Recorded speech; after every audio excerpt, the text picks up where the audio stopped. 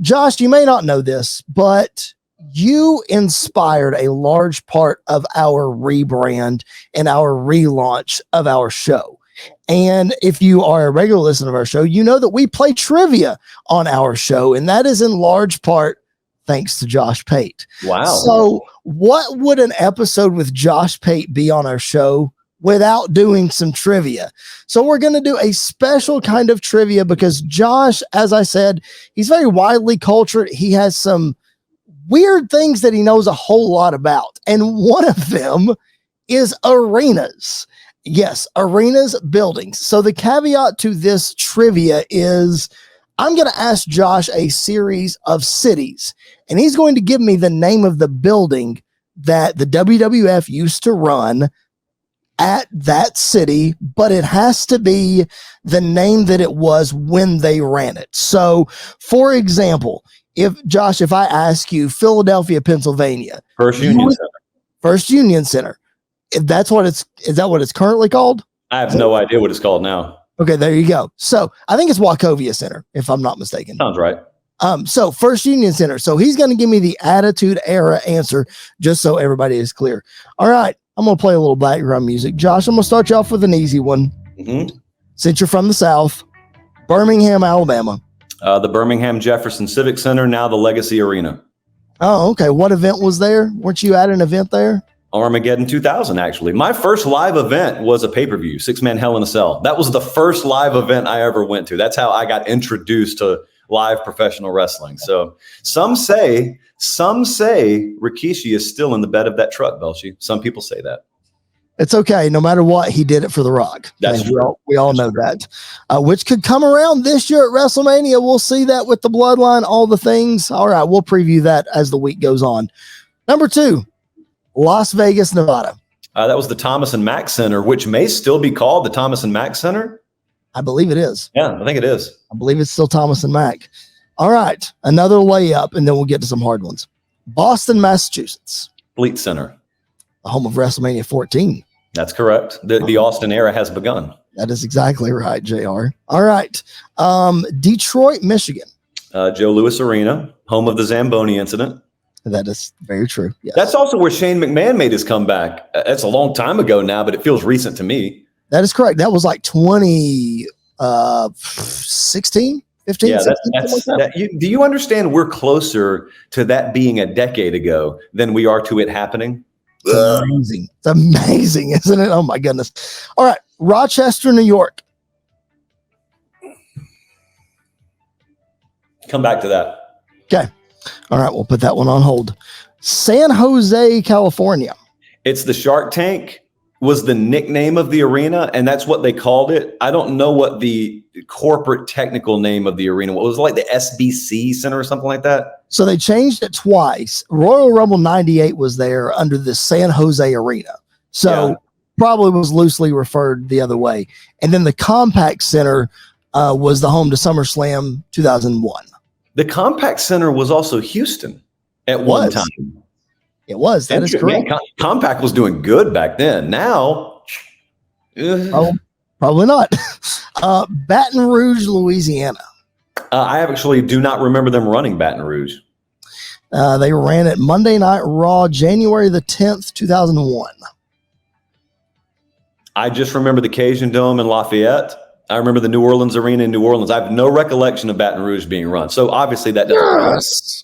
Yes. Yeah, I didn't watch that night. I stumped him. What's it called? The Riverside Complex. No. That's where people do like Shakespearean recreations. That's an amphitheater. That doesn't count. Oh, man. I love it. I got him. Yes. Phoenix, Arizona. That's the American West Arena. That is correct. Yes. What about San Diego, California? The San Diego Sports Arena. That is correct. One of my least favorite arenas that they run.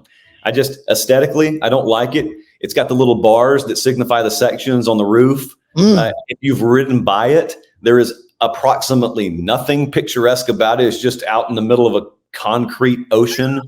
And San Diego's beautiful. The sports arena, though, I think we could do better. How about Austin, Texas? That was the Frank Irwin Center. Rest in peace. They tore it down. That is correct. Nice. All right. They used to run that all the time, man. I felt like they were in Austin every other week. They did.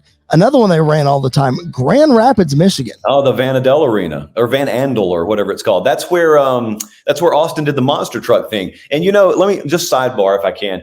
That night when Austin did the monster truck, I'll tell you what aggravated me a little bit. Okay, we talked about suspension of disbelief, and I'm willing to go a certain amount for you, but you cannot be having the Titantron 15 feet higher than it normally would be on a given night, and your entranceway clearly altered. And then Steve Austin just so happens to pull up in a monster truck that everyone's surprised by, except the set is built, custom made for him to drive it in the arena. I had issues. I'm just saying I had issues. I tuned in the next week, but I did have issues. I remember that vividly. That's you know something's gonna happen. You hope it's with Austin, and then there it is. Providence, Rhode Island. Is it?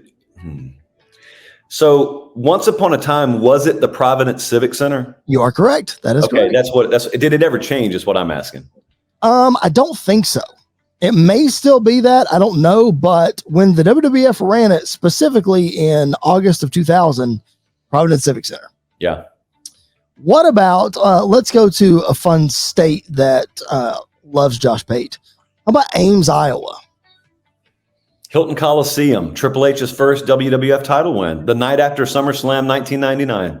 That is correct. August the 23rd. Wow. Did you have beef with him not putting the title on him at SummerSlam and just doing it the next night? No, because in retrospect, listening to the reasoning, I get it. Now, in retrospect, also, it's obvious Triple H was ready, but at the time, it's kind of weird. Like if you don't elevate to main event status in a certain amount of time, you just get forever cast as a mid-carder. And I don't know if that's the way it is now, but it was the way it was back then. And Triple H, because of the curtain call and being pushed back down the ladder a few rungs, had spent a little too much time as a mid-carder, kind of IC title contender at best. And he did his DX thing, which was entertaining. But dude, that would have typecast and pigeonholed many a guy. And so he was trying to break through a ceiling that in some cases he had put on himself. In other cases, maybe the office kind of participated in. And you got a guy that is the bona fide main event A-level draw in the company. And if he looks at you and says, I don't think you're quite ready yet, I'm not going to do the favors for you. I mean, it's not the craziest concept in the world. Now, in retrospect, like I'm sure Steve Austin looks at that and says, yeah, he was ready. But at the time, you don't get the benefit of hindsight. Yeah, that is very true. It definitely, some of that still sticks today. That is not anything that has changed in the wrestling business. Might look a little bit different. Some guys are extremely popular and they get pigeonholed into that box and they never make it to the next level because you have your top guys and then you have your entertainment guys. And then, it's hard to move from box to box, which you just described as Triple H being able to move and transition, which makes him one of the greatest of all time. All right. Sunrise, Florida. That's where they had Armageddon 99. Huh? Is it named after a car rental business? It is. Is it the nationwide? Is it nationwide or national? National. Yeah. Because they didn't run it a lot. First off, they just go to Miami, and secondly, I remember thinking that's a weird sounding name. Yep. Nationwide is the insurance. National Car Rental is the. And car. Was it called like the full name? Was it the National Car Rental Arena? Yep. It sure was. They can't just call it the National Arena because it just sounds like you're trying to be patriotic. And yes, patriotism is good, but we got branding to push. I'm going to come back to an event that you were at, and this is a layup. Charlotte, North Carolina. The Charlotte Coliseum. Wait. What was I at the Charlotte Coliseum? Weren't you at Unforgiven 99? No. I thought you told me you were Unforgiven 99. No. Was the main event a 6-pack challenge? It escapes me. Maybe. British Bulldog was in that too. No, I was not at that one, but I do know the Charlotte Coliseum because it is a massive arena. Actually, the Greensboro Coliseum is even bigger than that, but those arenas over in the Carolinas are big. They are huge. All right, last one, immunity. Last one. Here we go. Back to Rochester, New York. All right, so the reason I was asking, it's like the Blue Shield or Blue Cross Arena I think like in latter years. I just don't remember what it would have been called back then. It was the Blue Cross Arena. Was it always the Blue Cross Arena? It was on June the 5th, 2000, when the WWF ran it for Monday Night Raw. Look at you. Oh, did we just bat 1,000? No, because you missed. Baton Rouge is not a real place. It is in college football, but in wrestling, it's not a real place. I don't even. That's why I asked you, because it's a real place in college football. No, we get to drop our worst answers on this test. I made 100. I'll give you the benefit of the doubt. Not everybody bats 1,000, Josh. It's fine.